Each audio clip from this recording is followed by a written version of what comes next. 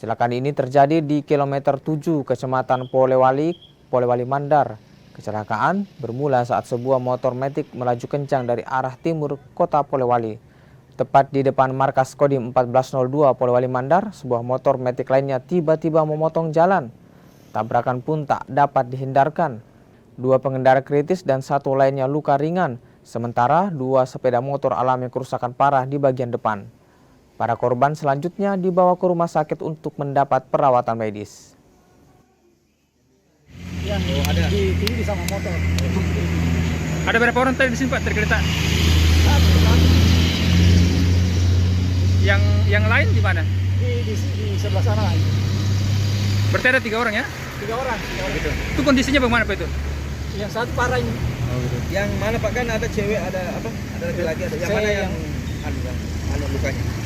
Yang ini laki-laki ini parah sekali, perempuan juga parah. Kami di unit Gakum Satlantas masih mengadakan penyelidikan. Yang jelas untuk saksi di TKP mengatakan bahwa memang ada kecelakaan dan diduga ada yang mau menyalip. Itu dugaan awal. Nanti perkembangannya nanti kami informasikan. Tapi yang korban Pak ada berapa orang yang terdiri? Untuk 3. saat ini saksi tadi 3. Dan selanjutnya akan kami cek di rumah sakit.